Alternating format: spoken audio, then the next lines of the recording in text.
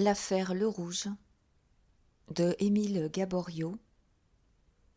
Chapitre 1. Le jeudi 6 mars 1862, sur le lendemain du Mardi Gras, 5 femmes du village de la Jonchère se présentaient au bureau de police de Bougival. Elles racontaient que depuis 2 jours, personne n'avait aperçu une de leurs voisines, la veuve Le Rouge, qui habitait seule une maisonnette isolée. À plusieurs reprises, elles avaient frappé en vain. Les fenêtres comme la porte étant exactement fermées, il avait été impossible de jeter un coup d'œil à l'intérieur. Ce silence, cette disparition les inquiétait. Redoutant un crime, ou tout au moins un accident, elles demandaient que la justice voulût bien, pour les rassurer, forcer la porte et pénétrer dans la maison. Bougival est un pays aimable, peuplé tous les dimanches de canotiers et de canotières. On y relève beaucoup de délits, mais les crimes y sont rares. Le commissaire refusa donc d'abord de se rendre à la prière des solliciteuses. Cependant, elles firent si bien, elles insistèrent tant et si longtemps, que le magistrat fatigué céda. Il envoya chercher le brigadier de gendarmerie et 2 de ses hommes, requit un serrurier et, ainsi accompagné, suivit les voisines de la veuve Le Rouge. La Jonchère doit quelque célébrité à l'inventeur du chemin de fer à glissement qui, depuis plusieurs années, y fait, avec plus de persévérance que de succès, des expériences publiques de son système. C'est un hameau sans importance, assis sur la pente du coteau qui domine la Seine, entre la Malmaison et Bougival. Il est à 20 minutes environ de la grande route qui va de Paris à Saint-Germain en passant par Rueil et Port-Marly. Un chemin escarpé, inconnu aux ponts et chaussées, y conduit. La petite troupe, les gendarmes en tête, suivit donc la large chaussée qui endigue la Seine à cet endroit et bientôt, tournant à droite, s'engagea dans le chemin de traverse, bordé de murs et profondément encaissé. Après quelques centaines de pas, on arriva devant une habitation aussi modeste que possible, mais d'honnête apparence. Cette maison, cette chaumière plutôt, devait avoir été bâtie par quelques boutiquiers parisiens, amoureux de la belle nature, car tous les arbres avaient été soigneusement abattus. Plus profonde que large, elle se composait d'un rez-de-chaussée de 2 pièces, avec un grenier au-dessus. Autour s'étendait un jardin à peine entretenu, mal protégé contre les maraudeurs par un mur en pierre sèche d'1 mètre de haut environ, qui encore s'écroulait par places. Une légère grille de bois tournant dans des attaches de fil de fer donnait accès dans le jardin. « C'est ici, » dirent les femmes. Le commissaire de police s'arrêta. Pendant le trajet, sa suite s'était rapidement grossie de tous les badauds et de tous les désœuvrés du pays. Il était maintenant entouré d'une 40aine de curieux. « Que personne ne pénètre dans le jardin, » dit-il. Et, pour être certain d'être obéi, il plaça les 2 gendarmes en faction devant l'entrée et s'avança escorté du brigadier de gendarmerie et du serrurier. Lui-même, à plusieurs reprises, il frappa très fort avec la pomme de sa canne plombée, à la porte d'abord, puis successivement à tous les volets. Après chaque coup, il collait son oreille contre le bois et écoutait. N'entendant rien, il se retourna vers le serrurier. « Ouvrez, lui dit-il. » L'ouvrier déboucla sa trousse et prépara ses outils. Déjà, il avait introduit un de ses crochets dans la serrure, quand une grande rumeur éclata dans le groupe des badauds. « La clé !» criait-on. « Voici la clé !» En effet, un enfant d'une 12aine d'années, jouant avec un de ses camarades, avait aperçu dans le fossé qui borde la route une clé énorme. Il l'avait ramassée et la portait en triomphe. « Donne, gamin, » lui dit le brigadier. « Nous allons voir. » La clé fut essayée. C'était bien celle de la maison. Le commissaire et le serrurier échangèrent un regard plein de sinistres inquiétudes. « Ça va mal, » murmura le brigadier. Et ils entrèrent dans la maison, tandis que la foule, contenu avec peine par les gendarmes, trépignait d'impatience, tendant le cou et s'allongeant sur le mur pour tâcher de voir, de saisir quelque chose de ce qui allait se passer. Ceux qui avaient parlé de crime ne s'étaient malheureusement pas trompés. Le commissaire de police en fut convaincu dès le seuil. Tout, dans la première pièce, dénonçait avec une lugubre éloquence la présence des malfaiteurs. Les meubles, une commode et 2 grands bahuts étaient forcés et défoncés. Dans la seconde pièce, qui servait de chambre à coucher, le désordre était plus grand encore. C'était à croire qu'une main furieuse avait pris plaisir à tout bouleverser. Enfin, près de la cheminée, la face dans les cendres, était étendu le cadavre de la veuve Lerouge. Tout un côté de la figure et les cheveux étaient brûlés, et c'était miracle que le feu ne se fût pas communiqué aux vêtements. « Canaille, va !» murmura le brigadier de gendarmerie. « N'aurait-il pas pu la voler sans l'assassiner, cette pauvre femme ?» « Mais où donc a-t-elle été frappée ?» demanda le commissaire. « Je ne vois pas de sang. »« Tenez, là, entre les 2 épaules, mon commissaire, » reprit le gendarme. « 2 fiers coups, ma foi. Je parierais mes galons qu'elle n'a pas seulement eu le temps de faire ouf. » Il se pencha sur le corps et le toucha. « Oh, continua-t-il, elle est bien froide. Même il me semble qu'elle n'est déjà plus très roide. Il y a eu au moins 36 heures que le coup est fait. » Le commissaire, tant bien que mal, écrivit sur un coin de table un procès-verbal sommaire. « Il ne s'agit pas de pérorer, dit-il au brigadier, mais bien de trouver les coupables. Qu'on prévienne le juge de paix et le maire. De plus, il faut courir à Paris porter cette lettre au parquet. Dans 2 heures, un juge d'instruction peut être ici. Je vais en attendant procéder à une enquête provisoire. »« Est-ce moi qui dois porter la lettre ?» demanda le brigadier. « Non, envoyez un de vos hommes. Vous me serez utile ici, vous, pour contenir ces curieux et aussi pour me trouver les témoins dont j'aurai besoin. Il faut tout laisser ici tel quel. Je vais m'installer dans la première chambre. » Un gendarme s'élança au pas de course vers la station de Rueil et aussitôt le commissaire commença l'information préalable prescrite par la loi. Qui était cette veuve Lerouge ? D'où était-elle ? Que faisait-elle ? De quoi vivait-elle ? Et comment ? Quelles étaient ses habitudes, ses mœurs, ses fréquentations ? Lui connaissait-on des ennemis ? Était-elle avare ? Passait-elle pour avoir de l'argent ? Voilà ce qu'il importait au commissaire de savoir. Mais pour être nombreux, les témoins n'en étaient pas mieux informés. Les dépositions des voisins, successivement interrogées, étaient vides, incohérente, incomplète. Personne ne savait rien de la victime, étrangère au pays.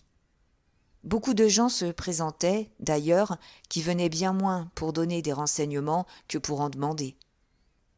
Une jardinière, qui avait été l'amie de la veuve Lerouge, et une laitière, chez qui elle se fournissait, purent seules donner quelques renseignements assez insignifiants mais précis. Enfin, après 3 heures d'interrogatoire insupportables, après avoir subi tous les on-dit du pays, recueilli les témoignages les plus contradictoires et les plus ridicules commérages, voici ce qui parut à peu près certain au commissaire de police. 2 ans auparavant, au commencement de 1860, la femme Lerouge était arrivée à Bougival avec une grande voiture de déménagement pleine de meubles, de linge et d'effets. Elle était descendue dans une auberge, manifestant l'intention de se fixer dans les environs, et aussitôt s'était mise en quête d'une maison. Ayant trouvé celle-ci à son gré, elle l'avait louée sans marchander, moyennant 320 francs payables par semestre et d'avance, mais n'avait pas consenti à signer de bail. La maison louée, elle s'y était installée le jour même et avait dépensé une centaine de francs en réparation. C'était une femme de 54 ou 55 ans, bien conservée, forte et d'une santé excellente. Nul ne savait pourquoi elle avait choisi pour s'établir un pays où elle ne connaissait absolument personne. On la supposait normande, parce que souvent, le matin, On l'avait aperçu coiffée d'un bonnet de coton. Cette coiffure de nuit ne l'empêchait pas d'être très coquette le jour. Elle portait d'ordinaire de très jolies robes, mettait force rubans à ses bonnets et se couvrait de bijoux comme une chapelle. Sans doute, elle avait habité la côte, car la mer et les navires revenaient sans cesse dans ses conversations. Elle n'aimait pas à parler de son mari, mort, disait-elle, dans un naufrage. Jamais à ce sujet elle n'avait donné le moindre détail. Une fois seulement, elle avait dit à la laitière, devant 3 personnes, « Jamais une femme n'a été plus malheureuse que moi dans son ménage. » Une autre fois, elle avait dit, « Tout nouveau, tout beau. Défunt, mon homme, ne m'a aimé qu'1 an. » La veuve Le Rouge passait pour riche, ou du moins pour très à l'aise. Elle n'était pas avare. Elle avait prêté à une femme de la Malmaison 60 francs pour son terme et n'avait pas voulu qu'elle les lui rendît. Une autre fois, elle avait avancé 200 francs à un pêcheur de Port-Marly. Elle aimait à bien vivre, dépensait beaucoup pour sa nourriture et faisait venir du vin par demi-pièce. Son plaisir était de traiter ses connaissances et ses dîners étaient excellents. Si on la complimentait d'être riche, elle ne s'en défendait pas beaucoup. On lui avait souvent entendu dire « Je ne possède pas de rente, mais j'ai tout ce dont j'ai besoin. Si je voulais davantage, je l'aurais. » D'ailleurs, jamais la moindre allusion à son passé, à son pays ou à sa famille n'avait été surprise. Elle était très bavarde, mais, quand elle avait bien causé, elle n'avait rien dit que du mal de son prochain. Elle devait pourtant avoir vu le monde et savait beaucoup de choses. Très défiante, elle se barricadait chez elle comme dans une forteresse. Jamais elle ne sortait le soir. On savait qu'elle s'enivrait régulièrement à son dîner et qu'elle se couchait après. Rarement on avait vu des étrangers chez elle. 4 ou 5 fois, une dame et un jeune homme, et une autre fois 2 messieurs, un vieux très décoré et un jeune. Ces derniers étaient venus dans une voiture magnifique. En somme, on l'estimait peu. Ses propos étaient souvent choquants et singuliers dans la bouche d'une femme de son âge. On l'avait entendu donner à une jeune fille les plus détestables conseils. Un charcutier de Bougival, gêné dans son commerce, lui avait cependant fait la cour. Elle l'avait repoussé en disant que se marier une fois était suffisant. À diverses reprises, on avait vu venir des hommes chez elle. D'abord un jeune, qui avait l'air d'un employé du chemin de fer, puis un grand brun, assez vieux, vêtu d'une blouse et qui paraissait très méchant. On supposait que l'un et l'autre étaient ses amants. Tout en interrogeant, le commissaire résumait par écrit les dépositions, et il en était là lorsqu'arriva le juge d'instruction. Il amenait avec lui le chef de la police de sûreté et un de ses agents. Monsieur Daburon, que ses amis ont vu avec une profonde surprise donner sa démission pour aller planter ses choux au moment où se dessinait sa fortune, était alors un homme de 38 ans, bien fait de sa personne, sympathique malgré sa froideur, d'une physionomie douce et un peu triste. Cette tristesse lui était restée d'une grande maladie qui, 2 ans auparavant, avait failli l'emporter. Juge d'instruction depuis 1859, il s'était vite acquis une brillante réputation. Laborieux, patient, doué d'un sens subtil, il savait, avec une pénétration rare, démêler l'écheveau de l'affaire la plus embrouillée, et, au milieu de 1000 fils, saisir le fil conducteur. Nul mieux que lui, armé d'une implacable logique, ne pouvait résoudre ces terribles problèmes où l'X est le coupable. Habile à déduire du connu à l'inconnu, il excellait à grouper les faits et à réunir en un faisceau de preuves accablantes les circonstances les plus futiles et en apparence les plus indifférentes. Avec tant et de si précieuses qualités, il ne paraissait cependant pas né pour ces terribles fonctions. Il ne les exerçait qu'en frémissant, se défiant de l'entraînement de ses immenses pouvoirs. L'audace lui manquait pour les coups de théâtre risqués qui font éclater la vérité. Il avait été long à s'accoutumer à certaines pratiques employées sans scrupule par les plus rigoristes de ses confrères. Ainsi, il lui répugnait de tromper même un prévenu et de lui tendre des pièges. On disait de lui au parquet « c'est un trembleur ». Le fait est qu'au seul souvenir des erreurs judiciaires connues, ses cheveux se dressaient sur sa tête. Ce qu'il lui fallait, c'était non la conviction, non les plus probables présomptions, mais la certitude absolue. Pas de repos pour lui jusqu'au jour où l'accusé était forcé de courber le front devant l'évidence. Si bien qu'un substitut lui reprochait en riant de chercher non plus des coupables, mais des innocents.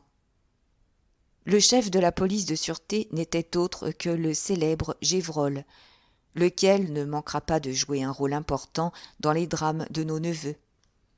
C'est assurément un habile homme, mais la persévérance lui manque et il est sujet à se laisser aveugler par une incroyable obstination. S'il perd une piste, il ne peut consentir à l'avouer, encore moins à revenir sur ses pas. D'ailleurs, plein d'audace et de sang-froid, il est impossible à déconcerter. D'une force herculéenne, cachée sous des apparences grêles, il n'a jamais hésité à affronter les plus dangereux malfaiteurs.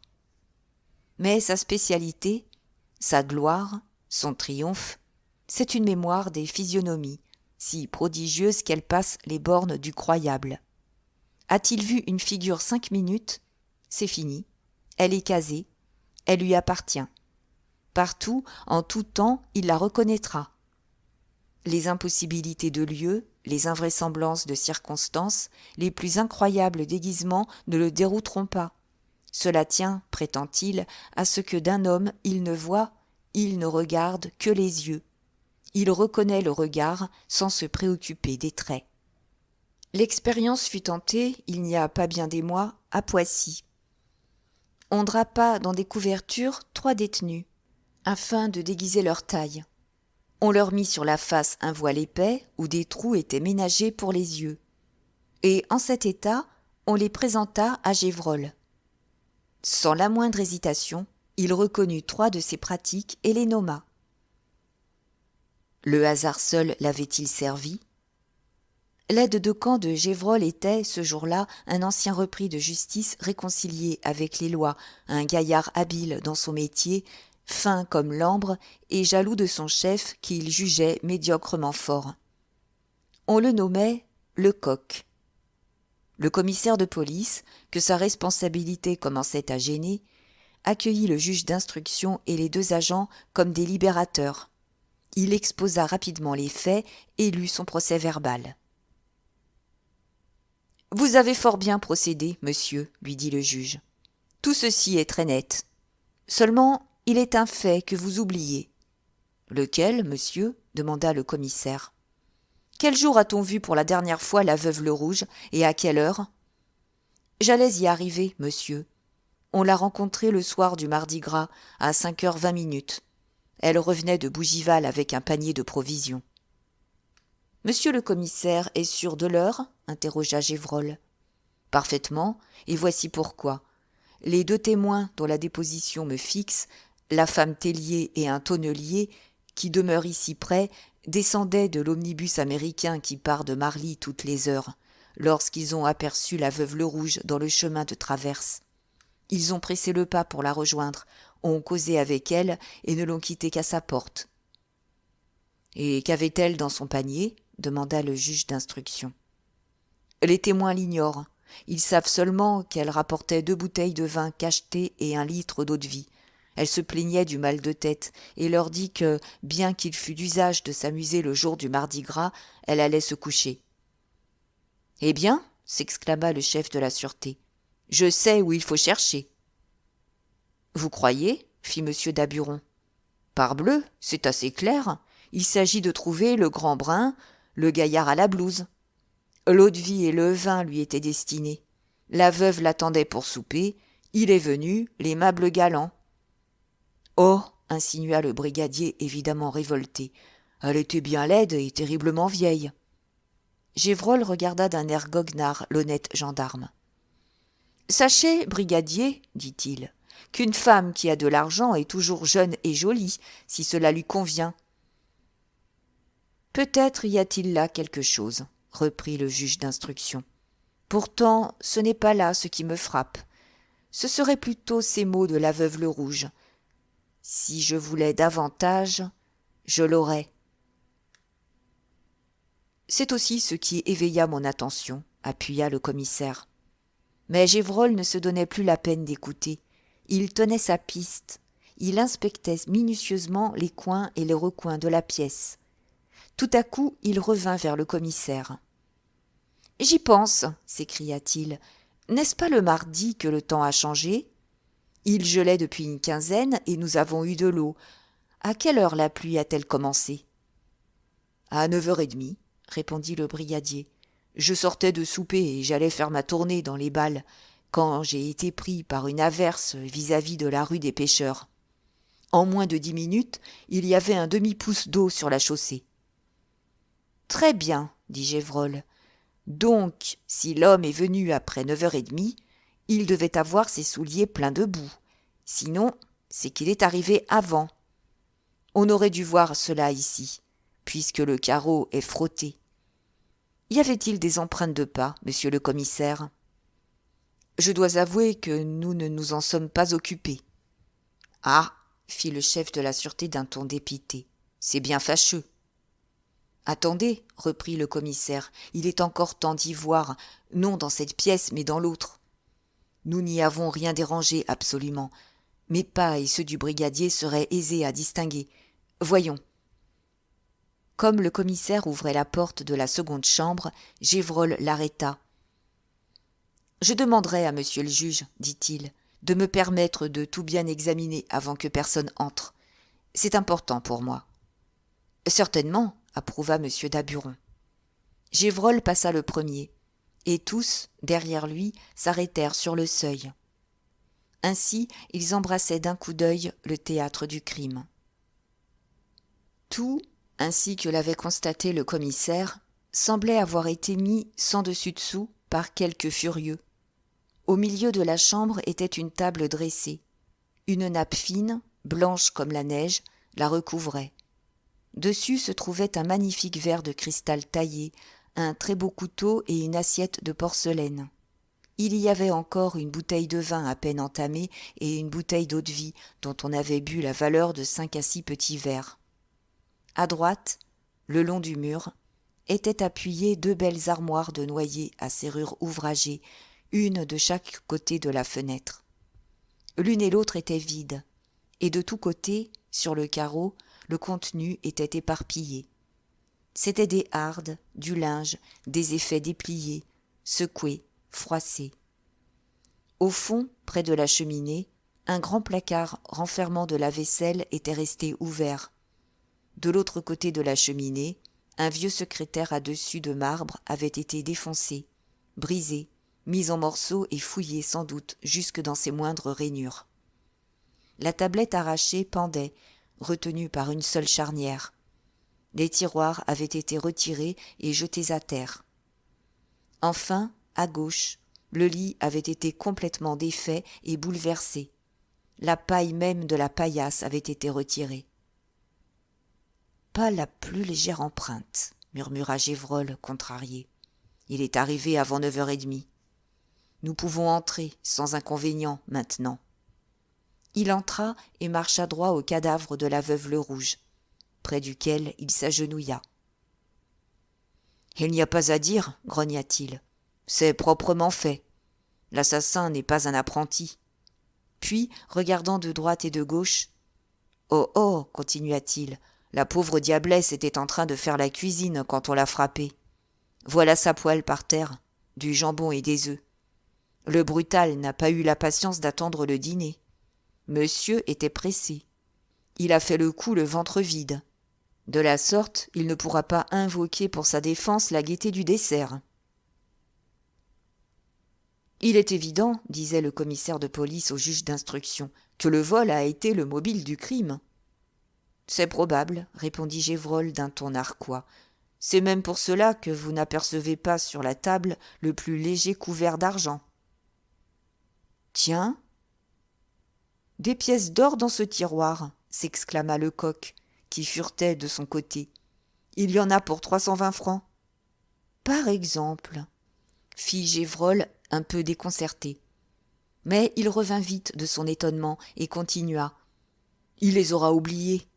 On cite plus fort que cela. J'ai vu, moi, un assassin qui, le meurtre accompli, perdit si bien la tête qu'il ne se souvint plus de ce qu'il était venu faire et s'enfuit sans rien prendre. Notre gaillard aura été ému. Qui sait s'il n'a pas été dérangé? On peut avoir frappé à la porte. Ce qui me le ferait croire volontiers, c'est que le gredin n'a pas laissé brûler la bougie. Il s'est donné la peine de la souffler. »« Bast, fit le coq, cela ne prouve rien. C'était peut-être un homme économe et soigneux. » Les investigations des deux agents continuèrent par toute la maison, mais les plus minutieuses recherches ne leur firent rien découvrir absolument, pas une pièce à conviction, pas le plus faible indice pouvant servir de point de repère ou de départ. Même tous les papiers de la veuve Le Rouge, si elle en possédait, avaient disparu. On ne rencontra ni une lettre, ni un chiffon de papier, rien. De temps à autre, Gévrol s'interrompait pour jurer ou pour grommeler. « Oh, c'est crânement fait. Voilà de la besogne numéro 1. Le gredin a de la main. »« Eh bien, messieurs, demanda enfin le juge d'instruction. « Refait, monsieur le juge, répondit Gévrol. Nous sommes refaits. Le scélérat avait bien pris toutes ses précautions. Mais je le pincerai. Avant ce soir, j'aurai une douzaine d'hommes en campagne. D'ailleurs, il nous reviendra toujours. Il a emporté de l'argenterie et des bijoux. Il est perdu. » « Avec tout cela, fit M. Daburon, nous ne sommes pas plus avancés que ce matin. »« Dame, on fait ce qu'on peut, » gronda Gévrol. « Saperlotte, dit Lecoq, entre haut et bas. Pourquoi le père Tirauclair n'est-il pas ici ? » « Que ferait-il de plus que nous ?» riposta Gévrol en lançant un regard furieux à son subordonné. Lecoq baissa la tête et ne souffla mot, enchanté intérieurement d'avoir blessé son chef. « Qu'est-ce que ce père Tirauclair ? demanda le juge d'instruction. Il me semble avoir entendu ce nom-là, je ne sais où. « C'est un rude homme, s'exclama Lecoq. « C'est un ancien employé du Mont-de-Piété, ajouta Gévrol. Un vieux Richard dont le vrai nom est Tabaret. Il fait de la police comme Ancelin était devenu garde du commerce. Pour son plaisir. Et augmenter ses revenus, remarqua le commissaire. Lui, répondit Lecoq, il n'y a pas de danger. C'est si bien pour la gloire qu'il travaille que souvent il en est de sa poche. C'est un amusement, quoi. Nous l'avons, là-bas, surnommé Tirauclair, à cause d'une phrase qu'il répète toujours. Ah, il est fort, le vieux matin. C'est lui qui, dans l'affaire de la femme de ce banquier, vous savez, a deviné que la dame s'est volée elle-même, et qui l'a prouvé. C'est vrai, riposta Gévrol. C'est aussi lui qui a failli faire couper le cou à ce pauvre de Rème, ce petit tailleur qu'on a accusé d'avoir tué sa femme, une rien du tout et qui était innocent. Nous perdons notre temps, messieurs, interrompit le juge d'instruction. Et s'adressant à Lecoq, « Allez, dit-il, me chercher le père Tabaret. J'ai beaucoup entendu parler de lui et je ne serais pas fâché de le voir à l'œuvre. » Lecoq sortit en courant. Gévrol était sérieusement humilié. « Monsieur le juge d'instruction, commença-t-il, a bien le droit de demander les services de qui bon lui semble. Cependant, ne nous fâchons pas, monsieur Gévrol, interrompit monsieur Daburon. Ce n'est point d'hier que je vous connais. Je sais ce que vous valez. Seulement, aujourd'hui, nous différons complètement d'opinion. Vous tenez absolument à votre homme brun, et moi je suis convaincu que vous n'êtes pas sur la voie. »« Je crois que j'ai raison, répondit le chef de la sûreté, et j'espère bien le prouver. Je trouverai le gredin quel qu'il soit. Je ne demande pas mieux. Seulement que monsieur le juge me permette de donner un, comment dirais-je, sans manquer de respect, un conseil. »« Parlez. »« Eh bien, j'engagerai monsieur le juge à se méfier du père Tabaret. »« Vraiment ? Et pourquoi cela ? » ?»« C'est que le bonhomme est trop passionné. Il fait de la police pour le succès, ni plus ni moins qu'un auteur. Et comme il est orgueilleux plus qu'un paon, il est sujet à s'emporter à se monter le cou. Dès qu'il est en présence d'un crime, comme celui d'aujourd'hui par exemple, il a la prétention de tout expliquer sur le champ. Et en effet, il invente une histoire qui se rapporte exactement à la situation. Il prétend, avec un seul fait, reconstruire toutes les scènes d'un assassinat, comme ce savant qui, sur un os, rebâtissait les animaux perdus. Quelquefois, il devine juste. Souvent aussi, il se trompe. Ainsi, dans l'affaire du tailleur, de ce malheureux de Rème, sans moi, je vous remercie de l'avis, interrompit M. Daburon. J'en profiterai. Maintenant, monsieur le commissaire, continua-t-il, à tout prix, il faut tâcher de découvrir de quel pays était la veuve Le Rouge. La procession des témoins amenés par le brigadier de gendarmerie recommença à défiler devant le juge d'instruction. Mais aucun fait nouveau ne se révélait. Il fallait que la veuve Le Rouge eût été de son vivant une personne singulièrement discrète pour que, de toutes ses paroles, et elle en prononçait beaucoup en un jour, rien de significatif ne fût resté dans l'oreille des commères d'alentour. Seulement, tous les gens interrogés s'obstinaient à faire part au juge de leurs convictions et de leurs conjectures personnelles. L'opinion publique se déclarait pour Gévrol. Il n'y avait qu'une voix pour accuser l'homme à la blouse grise, le grand brun. Celui-là sûrement était le coupable. On se souvenait de son air féroce, qui avait effrayé tout le pays. Beaucoup, frappés de sa mise suspecte, l'avaient sagement évité. Il avait un soir menacé une femme et un autre jour battu un enfant. On ne pouvait désigner ni l'enfant ni la femme, mais n'importe. Ces actes de brutalité étaient de notoriété publique. M. Daburon désespérait de faire jaillir la moindre lumière lorsqu'on lui amena une épicière de Bougival, chez qui se fournissait la victime, et un enfant de 13 ans qui savait, assurait-on, des choses positives. L'épicière comparut la première. Elle avait entendu la veuve Le Rouge parler d'un fils à elle encore vivant. « En êtes-vous bien sûr ?» insista le juge. « Comme de mon existence, » répondit l'épicière. « Même que, ce soir-là, c'était un soir, elle était, sauf votre respect, un peu ivre. Elle est restée dans ma boutique plus d'1 heure. » Et elle disait « Il me semble la voir encore, » continua la marchande. Elle était à côté sur le comptoir près des balances.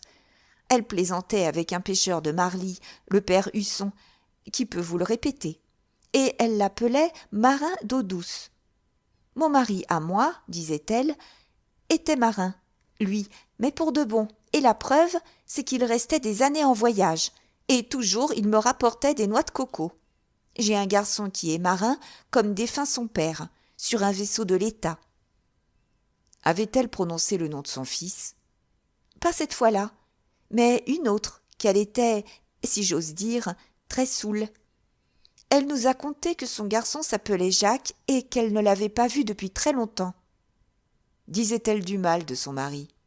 Jamais. Seulement elle disait que le défunt était jaloux et brutal. Bon homme, au fond, et qui lui faisait une vie pitoyable.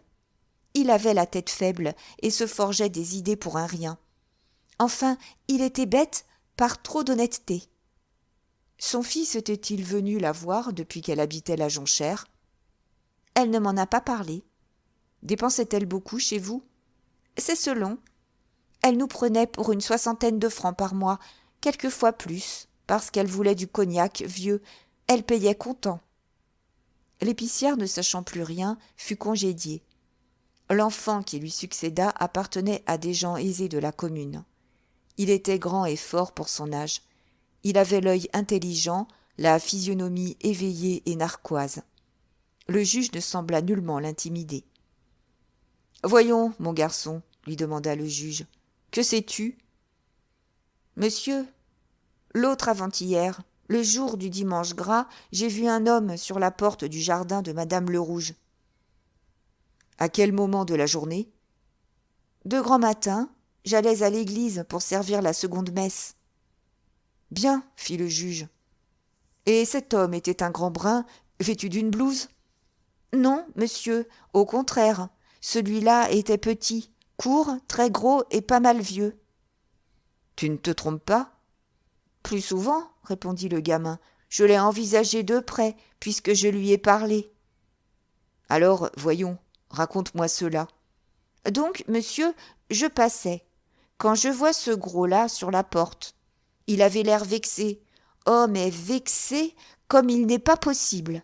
Sa figure était rouge, c'est-à-dire violette jusqu'au milieu de la tête, ce qui se voyait très bien, car il était tête nue et n'avait plus guère de cheveux. Et il t'a parlé le premier ? Oui, monsieur. En m'apercevant, il m'a appelé. Hé, petit ! Je me suis approché. Voyons, me dit-il, tu as de bonnes jambes ? Moi, je réponds oui. Alors, il me prend l'oreille, mais sans me faire de mal, en me disant puisque c'est comme ça, tu vas me faire une commission et je te donnerai 10 sous. Tu vas courir jusqu'à la Seine. Avant d'arriver au quai, tu verras un grand bateau amarré. Tu y entreras et tu demanderas le patron Gervais. Sois tranquille, il y sera. Tu lui diras qu'il peut parer à filer, que je suis prêt. Là-dessus, il m'a mis 10 sous dans la main, et je suis parti. Si tous les témoins étaient comme ce petit garçon, murmura le commissaire, ce serait un plaisir. Maintenant, demanda le juge, dis-nous comment tu as fait ta commission. Je suis allé au bateau, monsieur. J'ai trouvé l'homme. Je lui ai dit la chose, et c'est tout. Gévrol, qui écoutait avec la plus vive attention, se pencha vers l'oreille de M. Daburon. « Monsieur le juge, fit-il à voix basse, serait-il assez bon pour me permettre de poser quelques questions à ce mioche ?»« Certainement, monsieur Gévrol. »« Voyons, mon petit ami, interrogea l'agent, si tu voyais cet homme dont tu nous parles, le reconnaîtrais-tu ?»« Oh, pour ça, oui. » « Il avait donc quelque chose de particulier ?»« Dame, sa figure de brique. »« Et c'est tout ?»« Mais oui, monsieur. » « Cependant, tu sais comme il était vêtu. Avait-il une blouse ?»« Non, c'était une veste. Sous les bras, elle avait de grandes poches et de l'une d'elles sortait à moitié un mouchoir à carreaux bleus. »« Comment était son pantalon ?»« Je ne me le rappelle pas. » « Et son gilet ?»« Attendez donc, répondit l'enfant. Avait-il un gilet ? Il me semble que non. Si, pourtant. Mais non, je me souviens, il n'en portait pas. Il avait une longue cravate attachée près du cou avec un gros anneau. Ah, fit Gévrol d'un air satisfait, tu n'es pas un sot, mon garçon, et je parie qu'en cherchant bien, tu vas trouver d'autres renseignements encore à nous donner. L'enfant baissa la tête et garda le silence. Au pli de son jeune front, on devinait qu'il faisait un violent effort de mémoire. « Oui, s'écria-t-il, j'ai encore remarqué une chose. »« Quoi ?»« L'homme avait des boucles d'oreilles très grandes. »« Bravo, fit Gévrol. Voilà un signalement complet. Je le retrouverai, celui-là. Monsieur le juge peut préparer son mandat de comparution. » Je crois, en effet, le témoignage de cet enfant de la plus haute importance, répondit M. Daburon. Et, se retournant vers l'enfant, « Saurais-tu, mon petit ami, demanda-t-il, nous dire de quoi était chargé le bateau ?»« C'est que je n'en sais rien, monsieur. Il était ponté. »« Montait-il ou descendait-il la Seine ?»« Mais, monsieur, il était arrêté. » « Nous le pensons bien, dit Gévrol. Monsieur le juge te demande de quel côté était tourné l'avant du bateau. Était-ce vers Paris ou vers Marly ? Les deux bouts du bateau m'ont semblé pareils. Le chef de la sûreté fit un geste de désappointement. Ah, reprit-il en s'adressant à l'enfant, tu aurais bien dû regarder le nom du bateau. Tu sais lire, je suppose. Il faut toujours regarder le nom des bateaux sur lesquels on monte. Je n'ai pas vu de nom, dit le petit garçon. Si ce bateau s'est arrêté à quelques pas du quai, objecta M. Daburon, il aura probablement été remarqué par des habitants de Bougival. Monsieur le juge a raison, approuva le commissaire. C'est juste, fit Gévrol. Du reste, les mariniers ont dû descendre et aller au cabaret. Je m'informerai. Mais comment était ce patron Gervais, mon petit ami ? Comme tous les mariniers d'ici, monsieur. Le petit garçon se préparait à sortir. Le juge le rappela. Avant de partir, mon enfant, Dis-moi si tu as parlé à quelqu'un de ta rencontre avant aujourd'hui. Monsieur, j'ai tout dit à maman, le dimanche en revenant de l'église. Je lui ai même remis les 10 sous de l'homme. Et tu nous as bien avoué toute la vérité, continua le juge. Tu sais que c'est une chose très grave que d'en imposer à la justice. Elle le découvre toujours, et je dois te prévenir qu'elle réserve des punitions terribles pour les menteurs. Le petit témoin devint rouge comme une cerise et baissa les yeux. Tu vois, insista M. Daburon, tu nous as dissimulé quelque chose. Tu ignores donc que la police connaît tout.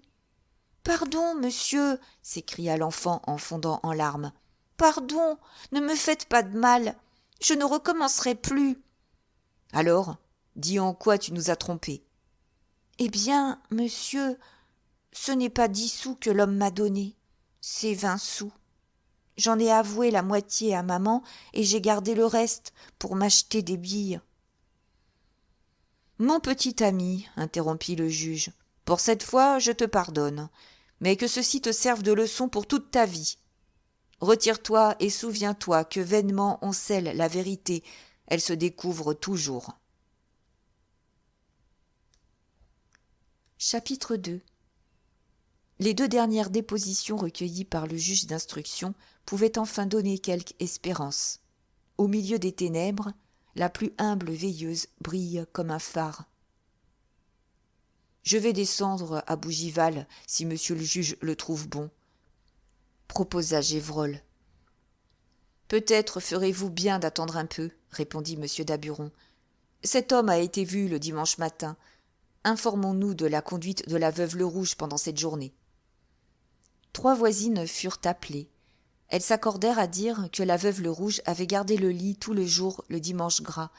À une de ces femmes qui s'était informée de son mal, elle avait répondu « Ah, j'ai eu, cette nuit, un accident terrible. » On n'avait pas alors attaché d'importance à ce propos. « L'homme aux boucles d'oreilles devient de plus en plus important, » dit le juge, quand les femmes se furent retirées. « Le retrouver est indispensable. » « Cela vous regarde, monsieur Gévrol. »« Avant 8 jours, je l'aurai, » répondit le chef de la sûreté, « quand je devrais moi-même fouiller tous les bateaux de la Seine, de sa source à son embouchure. » Je sais le nom du patron, Gervais. Le bureau de la navigation me donnera bien quelques renseignements. Il fut interrompu par Lecoq, qui arrivait tout essoufflé. « Voici le père Tabaret, dit-il. Je l'ai rencontré comme il sortait. Quel homme! Il n'a pas voulu attendre le départ du train. Il a donné je ne sais combien à un cocher, et nous sommes venus ici en 50 minutes. Enfoncer le chemin de fer !» Presque aussitôt parut sur le seuil un homme dont l'aspect, il faut bien l'avouer, ne répondait en rien à l'idée qu'on se pouvait faire d'un agent de police pour la gloire. Il avait bien une 60aine d'années et ne semblait pas les porter très lestement. Petit, maigre et un peu voûté, il s'appuyait sur un gros jonc à pomme d'ivoire sculpté. Sa figure ronde avait cette expression d'étonnement perpétuel mêlée d'inquiétude qui a fait la fortune de 2 comiques du Palais-Royal. Scrupuleusement rasé, il avait le menton très court, de grosses lèvres bonasses, et son nez désagréablement retroussé comme le pavillon de certains instruments de M. Saxe. Ses yeux, d'un gris terne, petits, bordés d'écarlate, ne disaient absolument rien, mais ils fatiguaient par une insupportable mobilité. De rares cheveux plats ombrageaient son front, fuyant comme celui d'un lévrier, et dissimulaient mal de longues oreilles, larges, béantes, très éloignées du crâne. Il était très confortablement vêtu, propre comme un sous-neuf, étalant du linge d'une blancheur éblouissante et portant des gants de soie et des guêtres. Une longue chaîne d'or très massive, d'un goût déplorable, faisait 3 fois le tour de son cou et retombait en cascade dans la poche de son gilet. Le père Tabaret, dit Thiraud Clair, salua, dès la porte, jusqu'à terre, arrondissant en arc sa vieille échine. C'est de la voix la plus humble qu'il demanda. « Monsieur le juge d'instruction a daigné me faire demander ?» ?»« Oui, » répondit monsieur Daburon. Et tout bas il se disait « Si celui-là est un habile homme, en tout cas, Il n'y paraît guère à sa mine. « Me voici, » continua le bonhomme, « tout à la disposition de la justice. Il s'agit de voir, reprit le juge, si, plus heureux que nous, vous parviendrez à saisir quelque indice qui puisse nous mettre sur la trace de l'assassin. On va vous expliquer l'affaire. »« Oh, j'en sais assez, » interrompit le père Tabaret. « Le coq m'a dit la chose en gros, le long de la route. Juste ce qui m'est nécessaire. » « Cependant, commença le commissaire de police, que monsieur le juge se fie à moi. J'aime à procéder sans renseignement, afin d'être plus maître de mes impressions.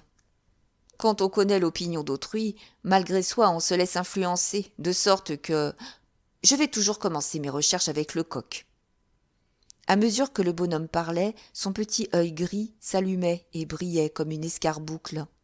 Sa physionomie reflétait une jubilation intérieure, et ses rides semblaient rire. Sa taille s'était redressée, et c'est d'un pas presque leste qu'il s'élança dans la seconde chambre. Il y resta une demi-heure environ, puis il sortit en courant. Il y revint, ressortit encore, reparut de nouveau et s'éloigna presque aussitôt. Le juge ne pouvait s'empêcher de remarquer en lui cette sollicitude inquiète et remuante du chien qui quête. Son nez en trompette lui-même remuait, comme pour aspirer quelque émanation subtile de l'assassin. Tout en allant et venant, il parlait haut et gesticulait, il s'apostrophait, se disait des injures, poussait de petits cris de triomphe ou s'encourageait. Il ne laissait pas une seconde de paix à Lecoq. Il lui fallait ceci ou cela, ou telle autre chose. Il demandait du papier et un crayon, puis il voulait une bêche. Il criait pour avoir tout de suite du plâtre, de l'eau et une bouteille d'huile. Après plus d'une heure, le juge d'instruction, qui commençait à s'impatienter, s'informa de ce que devenait son volontaire. « Il est sur la route, » répondit le brigadier, « couché à plat ventre dans la boue, et il gâche du plâtre dans une assiette. Il dit qu'il a presque fini et qu'il va revenir. » Il revint, en effet, presque aussitôt, joyeux, triomphant, rajeuni de 20 ans. Lecoq le suivait, portant avec 1000 précautions un grand panier. « Je tiens la chose, » dit-il au juge d'instruction. « Complètement. C'est tiré au clair maintenant, et simple comme bonjour. Lecoq, mets le panier sur la table, mon garçon. » Gévrol, lui aussi, revenait d'expédition non moins satisfait. « Je suis sur la trace de l'homme aux boucles d'oreilles, » dit-il. « Le bateau descendait. J'ai le signalement exact du patron Gervais. »« Parlez, monsieur Tabaret, » dit le juge d'instruction. Le bonhomme avait vidé sur une table le contenu du panier, une grosse motte de terre glaise, plusieurs grandes feuilles de papier et 3 ou 4 petits morceaux de plâtre encore humides. Debout, devant cette table, il était presque grotesque, ressemblant fort à ces messieurs qui, sur les places publiques, escamotent des muscades et les sous du public. Sa toilette avait singulièrement souffert. Il était crotté jusqu'à l'échine. « Je commence, » dit-il enfin d'un ton vaniteusement modeste. « Le vol n'est pour rien dans le crime qui nous occupe. »« Non, au contraire, » murmura Gévrol.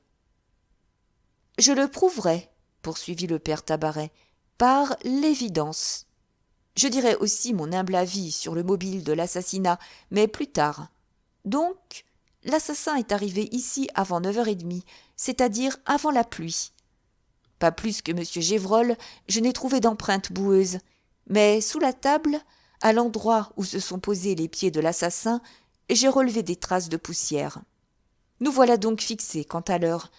La veuve Le Rouge n'attendait nullement celui qui est venu. Elle avait commencé à se déshabiller et était en train de remonter son coucou lorsque cette personne a frappé. « Voilà des détails, » fit le commissaire. « Ils sont faciles à constater, » reprit l'agent volontaire. « Examinez ce coucou, au-dessus du secrétaire. Il est de ceux qui marchent 14 à 15 heures, pas davantage, je m'en suis assuré. Or, il est plus que probable, il est certain, que la veuve le remontait le soir avant de se mettre au lit. Comment donc se fait-il que ce coucou soit arrêté sur 5 heures ? c'est qu'elle y a touché. C'est qu'elle commençait à tirer la chaîne quand on a frappé. À l'appui de ce que j'avance, je montre cette chaise au-dessous du coucou, et sur l'étoffe de cette chaise, la marque fort visible d'un pied. Puis, regardez le costume de la victime. Le corsage de la robe est retiré. Pour ouvrir plus vite, elle ne l'a pas remis. Elle a bien vite croisé ce vieux châle sur ses épaules. « Cristi !» s'exclama le brigadier, évidemment empoigné. « La veuve, » continua le bonhomme, « connaissait celui qui frappait. Son empressement à ouvrir le fait soupçonner. La suite le prouve. L'assassin a donc été admis sans difficulté. C'est un homme encore jeune, d'une taille un peu au-dessus de la moyenne, élégamment vêtu. Il portait ce soir-là un chapeau à haute forme. Il avait un parapluie et fumait un trabucot avec un porte-cigare. « Par exemple, » s'écria Gévrol, « c'est trop fort. »« Trop fort, peut-être, » riposta le père Tabaret. « En tout cas, c'est la vérité. Si vous n'êtes pas minutieux, vous, je n'y peux rien. Mais je le suis, moi. Je cherche et je trouve. » « Ah, c'est trop fort, dites-vous. Eh bien, daignez jeter un regard sur ces morceaux de plâtre humide. Ils vous représentent les talons des bottes de l'assassin, dont j'ai trouvé le moule d'une netteté magnifique près du fossé où on a aperçu la clé. Sur ces feuilles de papier, j'ai calqué l'empreinte entière du pied que je ne pouvais relever, car elle se trouve sur du sable. Regardez, talons hauts, cambrure prononcée, semelle petite et étroite, chaussures d'élégant à pieds soignés, bien évidemment. Cherchez-la, cette empreinte, tout le long du chemin, vous la rencontrerez 2 fois encore. Puis vous la trouverez répétée 5 fois dans le jardin où personne n'a pénétré. Ce qui prouve, entre parenthèses, que l'assassin a frappé non à la porte, mais au volet sous lequel passait un filet de lumière. À l'entrée du jardin, mon homme a sauté pour éviter un carré planté. La pointe du pied plus enfoncée l'annonce. Il a franchi sans peine près de 2 mètres, donc il est leste, c'est-à-dire jeune. Le père Tabaret parlait d'une petite voix claire et tranchante, et son œil allait de l'un à l'autre de ses auditeurs, guettant leurs impressions. « Est-ce le chapeau qui vous étonne, monsieur Gévrol ?» poursuivait le père Tabaret. « Considérez le cercle parfait tracé sur le marbre du secrétaire, qui était un peu poussiéreux. Est-ce parce que j'ai fixé la taille que vous êtes surpris ? Prenez la peine d'examiner le dessus des armoires, et vous reconnaîtrez que l'assassin y a promené ses mains. Donc, il est bien plus grand que moi. Et ne dites pas qu'il est monté sur une chaise, car en ce cas, il aurait vu et n'aurait point été obligé de toucher. Seriez-vous stupéfait du parapluie ?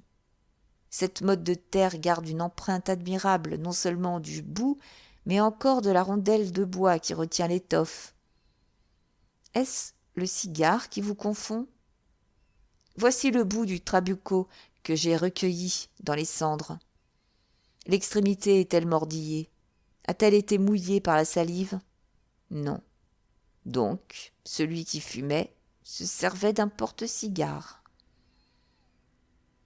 Lecoq dissimulait mal une admiration enthousiaste. Sans bruit, il choquait ses mains l'une contre l'autre. Le commissaire semblait stupéfait, le juge avait l'air ravi. Par contre, la mine de Gévrol s'allongeait sensiblement. Quant au brigadier, il se cristallisait.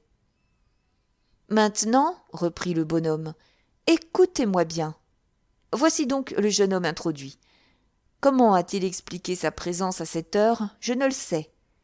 Ce qui est sûr, c'est qu'il a dit à la veuve Le Rouge qu'il n'avait pas dîné.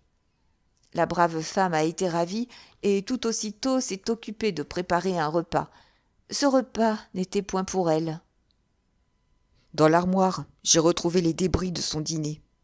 Elle avait mangé du poisson. L'autopsie le prouvera. Du reste, vous le voyez, il n'y a qu'un verre sur la table et un seul couteau. Mais quel est ce jeune homme ? Il est certain que la veuve le considérait comme bien au-dessus d'elle. Dans le placard est une nappe encore propre. S'en est-elle servie? Non. Pour son hôte, elle a sorti du linge blanc et son plus beau. Elle lui destinait ce verre magnifique, un présent sans doute. Enfin, il est clair qu'elle ne se servait pas ordinairement de ce couteau à manche d'ivoire. Tout cela est précis, murmurait le juge. Très précis. Voilà donc le jeune homme assis. Il a commencé par boire un verre de vin, tandis que la veuve mettait sa poêle sur le feu. Puis, le cœur lui manquant, il a demandé de l'eau-de-vie et en a bu la valeur de 5 petits verres.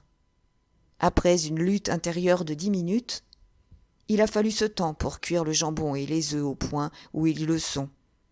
Le jeune homme s'est levé, s'est approché de la veuve, alors accroupie et penchée en avant, et lui a donné 2 coups dans le dos. Elle n'est pas morte instantanément. Elle s'est redressée à demi, se cramponnant aux mains de l'assassin. Lui, alors, s'étant reculé, l'a soulevée brusquement et l'a rejetée dans la position où vous la voyez. Cette courte lutte est indiquée par la posture du cadavre. Accroupie et frappée dans le dos, c'est sur le dos qu'elle devait tomber. Le meurtrier s'est servi d'une arme aiguë et fine, qui doit être, si je ne m'abuse, un bout de fleuret démoucheté et aiguisé. En essuyant son arme au jupon de la victime, il nous a laissé cette indication. Il n'a pas d'ailleurs été marqué dans la lutte. La victime s'est bien cramponnée à ses mains, mais comme il n'avait pas quitté ses gants gris... « Mais c'est du roman !» s'exclama Gévrol. « Avez-vous visité les ongles de la veuve Le Rouge, monsieur le chef de la sûreté ? Non. Eh bien, allez les inspecter. Vous me direz si je me trompe. Donc, voici la femme morte. Que veut l'assassin ? De l'argent ? Des valeurs ? Non, non, 100 fois non. Ce qu'il veut, ce qu'il cherche, ce qu'il lui faut, ce sont des papiers qu'il sait en la possession de la victime.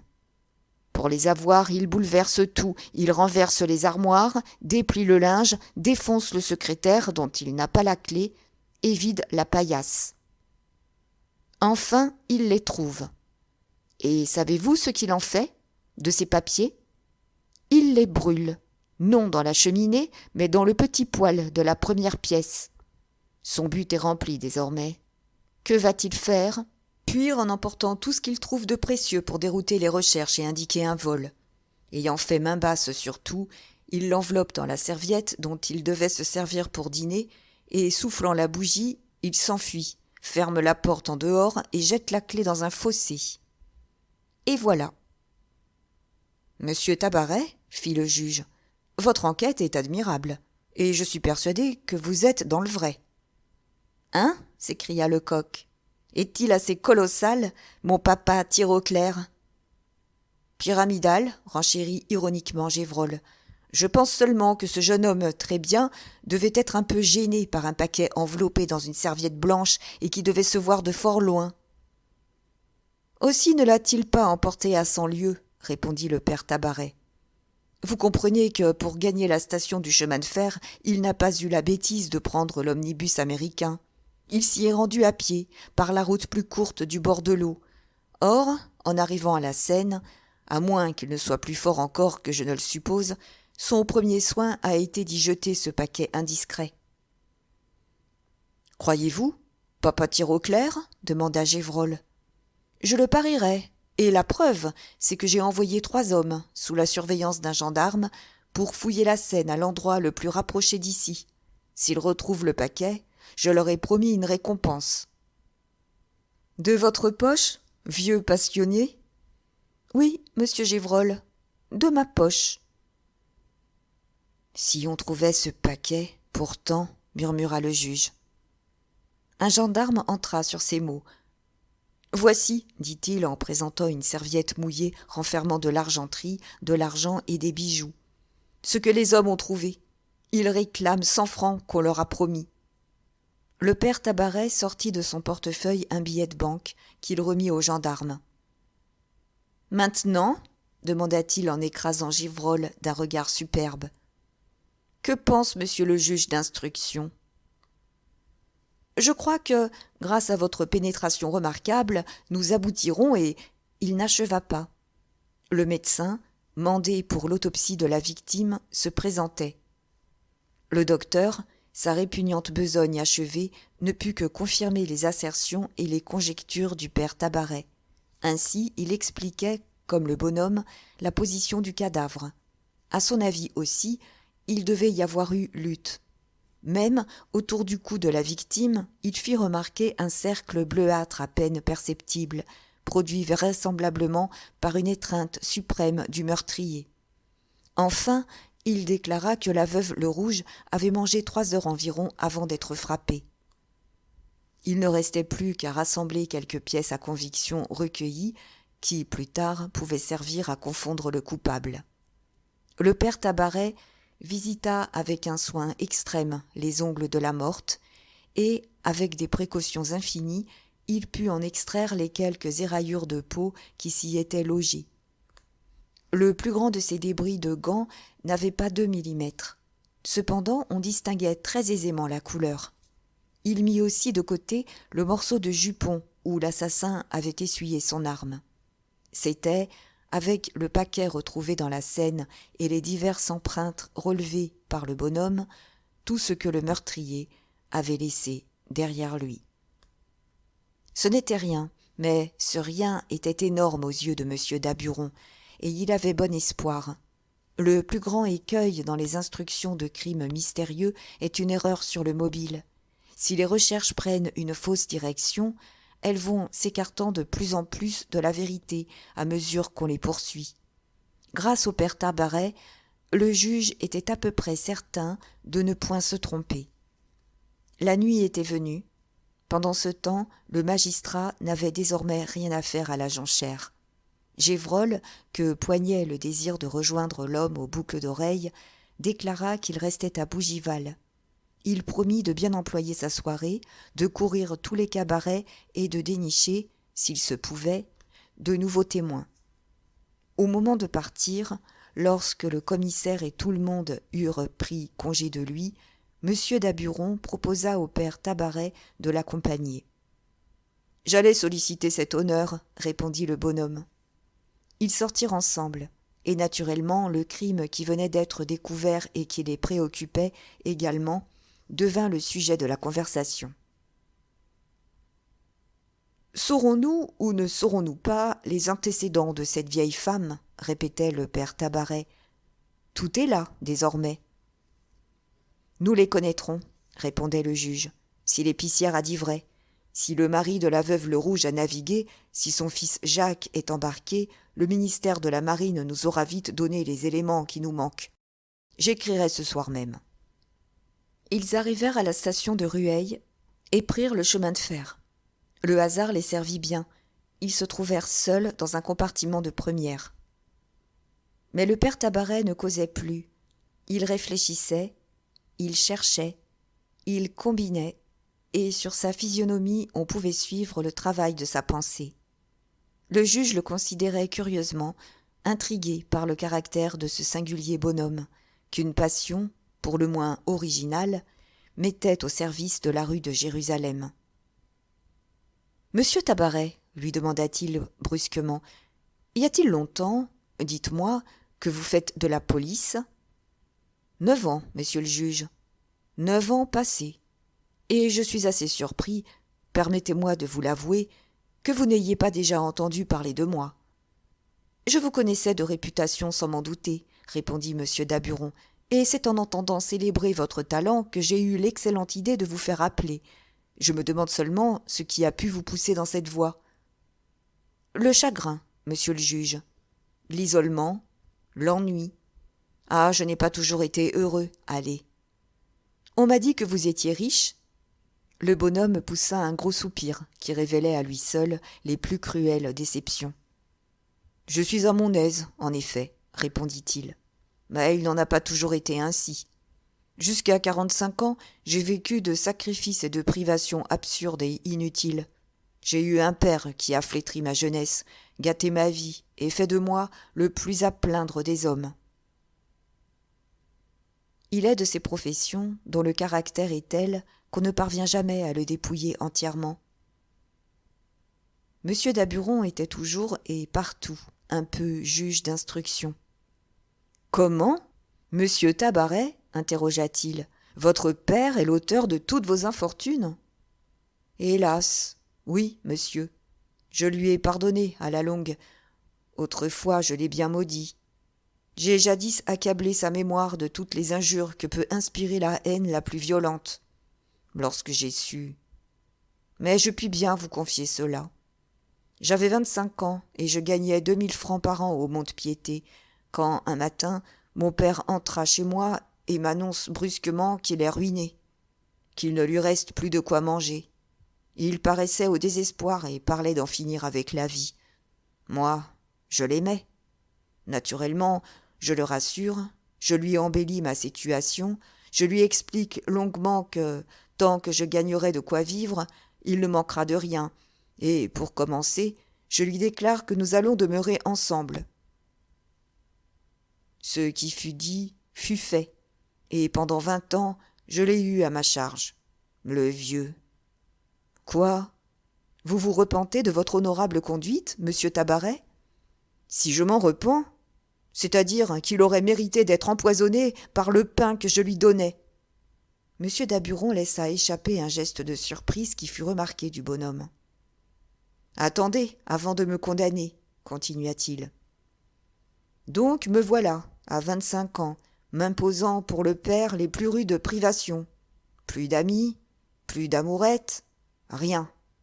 Le soir, pour augmenter nos revenus, j'allais copier les rôles chez un notaire.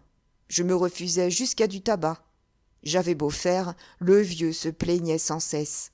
Il regrettait son aisance passée, il lui fallait de l'argent de poche pour ceci, pour cela. Mes plus grands efforts ne parvenaient pas à le contenter. Dieu sait ce que j'ai souffert. Je n'étais pas né pour vivre et vieillir seul comme un chien. J'ai la bosse de la famille. Mon rêve aurait été de me marier, d'adorer une bonne femme, d'en être un peu aimé et de voir grouiller autour de moi des enfants bienvenants. Mais baste. Quand ces idées me serraient le cœur à m'étouffer et me tiraient une larme ou deux, je me révoltais contre moi. Je me disais, mon garçon, quand on ne gagne que 3000 francs par an et qu'on possède un vieux père chéri, on étouffe ses sentiments et on reste célibataire. Et cependant, j'avais rencontré une jeune fille. Tenez, il y a 30 ans de cela. Eh bien, regardez-moi, je dois ressembler à une tomate. Elle s'appelait Hortense. Qui sait ce qu'elle est devenue ? Elle était belle et pauvre. Enfin, j'étais un vieillard lorsque mon père est mort. Le misérable, « Monsieur Tabaret, interrompit le juge. Oh, monsieur Tabaret. Mais puisque je vous affirme que je lui ai donné son absolution, monsieur le juge. Seulement, vous allez comprendre ma colère. Le jour de sa mort, j'ai trouvé dans son secrétaire une inscription de 20 000 francs de rente. Comment ? Il était riche ? Oui, très riche, car ce n'était pas là tout. Il possédait près d'Orléans une propriété à fermer 6 000 francs par an. Il avait en outre une maison, celle que j'habite. Nous y demeurions ensemble, et moi, sot, niais, imbécile, bête brute, tous les 3 mois, je payais notre terme au concierge. C'était fort, ne put s'empêcher de dire M. Daburon. N'est-ce pas, monsieur ? C'était me voler mon argent dans ma poche. Pour comble de dérision, il laissait un testament où il déclarait au nom du père et du fils n'avoir en vue, en agissant de la sorte, que mon intérêt. Il voulait, écrivait-il, m'habituer à l'ordre, à l'économie, et m'empêcher de faire des folies. Et j'avais 45 ans, et depuis 20 ans je me reprochais une dépense inutile d'1 sou, c'est-à-dire qu'il avait spéculé sur mon cœur, qu'il avait... Ah, c'est à dégoûter de la piété filiale, parole d'honneur. La très légitime colère du père Tabaret était si bouffonne qu'à grand-peine le juge se retenait de rire, en dépit du fond réellement douloureux de ce récit. Au moins, dit-il, cette fortune dut vous faire plaisir. Pas du tout, monsieur, elle arrivait trop tard. Avoir du pain quand on n'a plus de dents, la belle avance. L'âge du mariage était passé. Cependant, je donnais ma démission pour faire place à plus pauvre que moi. Au bout d'un mois, je m'ennuyais à périr. C'est alors que, pour remplacer les affections qui me manquent, je résolus de me donner une passion, un vice, une manie. Je me mis à collectionner des livres. Vous pensez peut-être, monsieur, qu'il faut pour cela certaines connaissances, des études. Je sais, cher monsieur Tabaret, qu'il faut surtout de l'argent. Je connais un bibliophile illustre qui doit savoir lire, mais qui à coup sûr est incapable de signer son nom. C'est bien possible. Moi aussi, je sais lire, et je lisais tous les livres que j'achetais. Je vous dirais que je collectionnais uniquement ce qui, de près ou de loin, avait trait à la police. Mémoires, rapports, pamphlets, discours, lettres, romans, tout m'était bon, et je le dévorais. Si bien que, peu à peu, je me suis senti attiré vers cette puissance mystérieuse qui, du fond de la rue de Jérusalem, surveille et garde la société, pénètre partout, soulève les voiles les plus épais, étudie l'envers de toutes les trames, devine ce qu'on ne lui avoue pas, sait, au juste, la valeur des hommes, le prix des consciences, et entasse dans ses cartons verts les plus redoutables comme les plus honteux secrets. En lisant les mémoires des policiers célèbres, attachant à l'égal des fables les plus ourdies, je m'enthousiasmais pour ces hommes au flair subtil, plus déliés que la soie, souples comme l'acier, pénétrants et rusés, fertiles en ressources inattendues, qui suivent le crime à la piste, le code à la main, à travers les broussailles de la légalité, comme les sauvages de Cooper poursuivent leur ennemi au milieu des forêts de l'Amérique. L'envie me prit d'être un rouage de l'admirable machine, de devenir aussi, moi, une providence aux petits pieds, aidant à la punition du crime et au triomphe de l'innocence. Je m'essayais, et il se trouve que je ne suis pas trop impropre au métier. Et il vous plaît ? Je lui dois, monsieur, mes plus vives jouissances. Adieu l'ennui. Depuis que j'ai abandonné la poursuite du bouquin pour celle de mon semblable. Ah, c'est une belle chose. Je hausse les épaules quand je vois un jobard payer 25 francs le droit de tirer un lièvre. La belle prise. Parlez-moi de la chasse à l'homme. Celle-là, au moins, met toutes les facultés en jeu, et la victoire n'est pas sans gloire. Là, le gibier vaut le chasseur. Il a comme lui l'intelligence, la force et la ruse. Les armes sont presque égales. Ah, si on connaissait les émotions de ces parties de cache-cache qui se jouent entre le criminel et l'agent de la sûreté, tout le monde irait demander du service rue de Jérusalem. Le malheur est que l'art se perd et se rapetisse. Les beaux crimes deviennent rares. La race forte des scélérats sans peur a fait place à la tourbe de nos filous vulgaires. Les quelques coquins qui font parler d'eux de loin en loin sont aussi bêtes que lâches. Ils signent leurs crimes et ont soin de laisser traîner leurs cartes de visite. Il n'y a nul mérite à les pincer. Le coup constaté, on n'a qu'à aller les arrêter tout droit. Il me semble, pourtant, interrompit M. Daburon en souriant, que notre assassin, à nous, n'était pas si maladroit. Celui-là, monsieur, est une exception. Aussi serais-je ravi de le découvrir. Je ferai tout pour cela. Je me compromettrai, s'il le fallait. Car je dois confesser à monsieur le juge, ajouta-t-il avec une nuance d'embarras, que je ne me vante pas à mes amis de mes exploits. Je les cache même, aussi soigneusement que possible. Peut-être me serrerait-il la main avec moins d'amitié s'il savait que Tirauclair et Tabaret ne font qu'un. Insensiblement, le crime revenait sur le tapis. Il fut convenu que, dès le lendemain, le père Tabaret s'installerait à Bougival. Il se faisait fort de questionner tout le pays en 8 jours. De son côté, le juge le tiendrait au courant des moindres renseignements qu'il recueillerait et le rappellerait dès qu'on se serait procuré le dossier de la femme Bleu Rouge, si toutefois on parvenait à mettre la main dessus. « Pour vous, monsieur Tabaret, dit le juge en finissant, je serai toujours visible. Si vous avez à me parler, n'hésitez pas à venir de nuit aussi bien que le jour. Je sors rarement. Vous me trouverez infailliblement, soit chez moi, rue Jacob, soit au palais, à mon cabinet.